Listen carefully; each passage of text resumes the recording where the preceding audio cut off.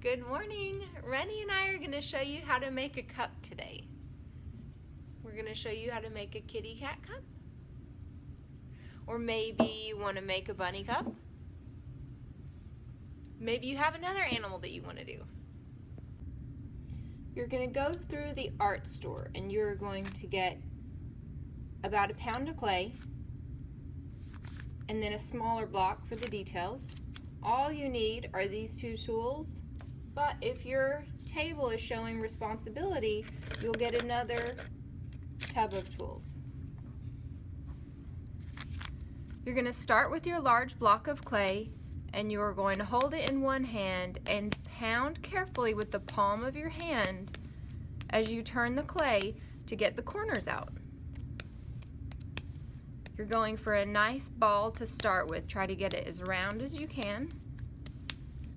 You could also try rolling it.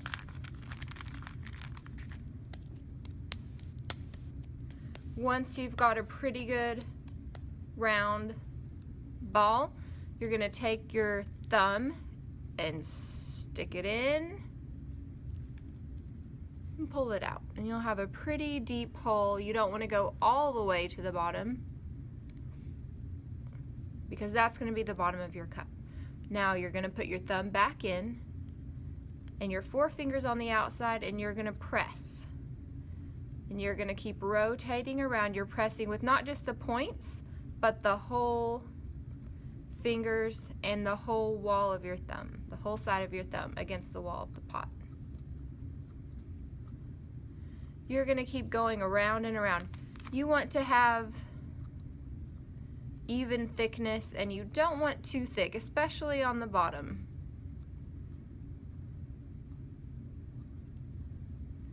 Because if it's too thick down there, it'll crack. Now, if you start to get up towards the top, you also want to not get too thin at the top, because that will start to crack in a different way. What happens is if it's too thick, it will crack when it's drying. If it's too thin, you'll see it cracking right now. So you're just going to take your fingers and smooth it up. You can kind of bang the base so that it sits nicely. You can use your finger to smooth it. You can smooth the lines from your fingers pressing in a little. And once you have your pinch pot done, you're ready to start turning it into something fun. So the things you want to remember are, you don't want anything too thin because it will break. So we want nice, thick ears. This little bunny has a tail, but notice it's not sticking out too far. The ears on this one might make it kind of tricky to drink from. So you might want to think of that. If you want to be drinking from it, maybe you're going to have some smaller ears. All right, so I'm going to use this. Now I'm just going to go ahead and make a cat. And I know I want 2 ears. So I'm going to go ahead and get 2 pieces of clay about the same size. And I'm going to smash them. The palm of my hand. It's about the thickness of a cookie. I want 2 mini cookies. Okay, now I'm going to bang the bottom to make that flat. And I'm going to pinch the top to make it more like a triangular cat ear. These are kind of big ears, so I could also use one of my tools if I want to make it smaller and slice off some pieces.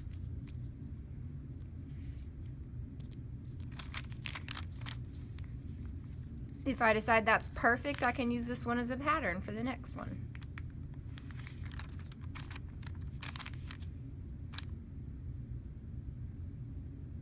And you can use your fingers to smooth it. So now we're gonna score and slip. Scoring is boring, but I make lots of lines. I'm gonna score on both sides, both on my ears and on my cup.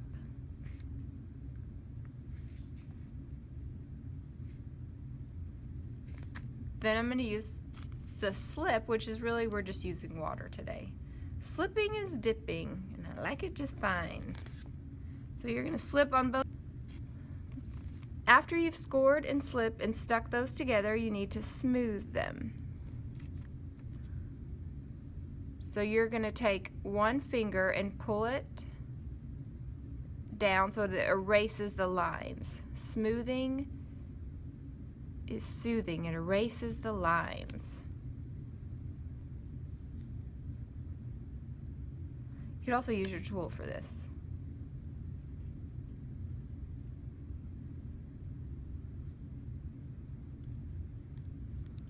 Alright, so I made some mini slabs and I turned those into ears.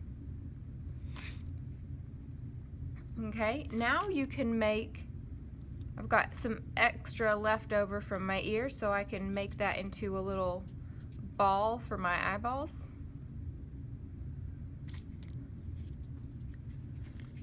I'm just rolling it in my hand. And I'm just going to try slicing this in half and see if I've got a good slicer here.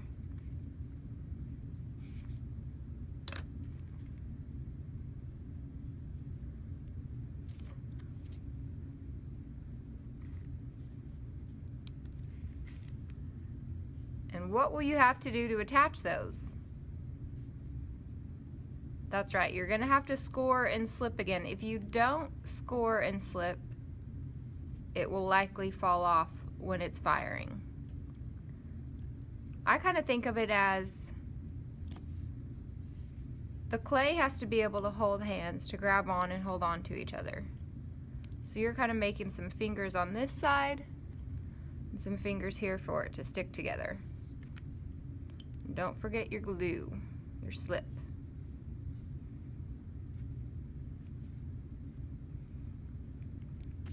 It's a little harder to smooth really well on something small like this, but you can use a tool to help you blend it together so that it'll really become one piece of clay. Okay, now that you have the bases of those things added, you can add some details. You can carve the inside of your cat ears. You can make an eyeball dot, or maybe use the back.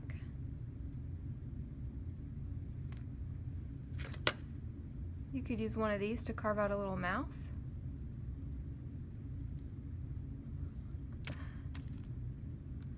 You could add some texture.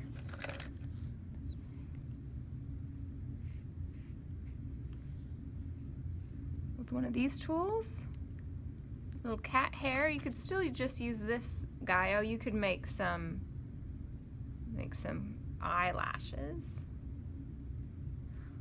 Or, oh, I guess we need a cat nose, don't we?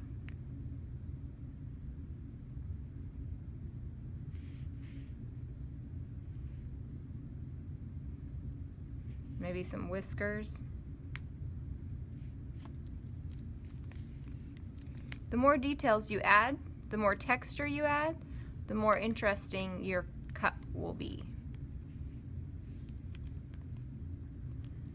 When you get all the way finished, and don't forget the back, but when you get all the way finished, you need to make sure to carve your initials on the bottom.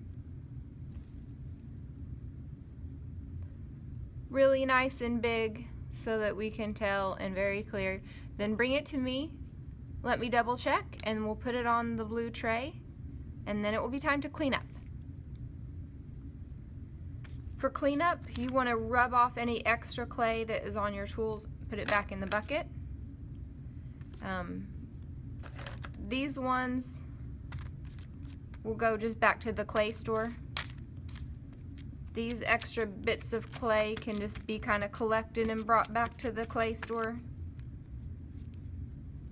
And same with your water cup. Now for the newspaper, once you've cleared off everything off your tray, then it will be time to clear off your newspaper. And if you will grab it from the corners and bring it in, and carry it this way to recycle, you'll have a lot less wiping to do of your table. If you don't have any clay on your table, you don't have to do anything else. All right, if you need to wipe your table down, you need to get a sponge from the basket and turn some water on and get it all the way nice and wet, okay? Once it's all the way nice and wet, it's not ready to go back to your table. This is a sad sponge because he's full of tears. So we want to squeeze him, get all those tears out of the sponge until he's a nice, happy sponge. No more tears. He is ready to work, ready to clean down your table. With clay, you may need to wipe him twice.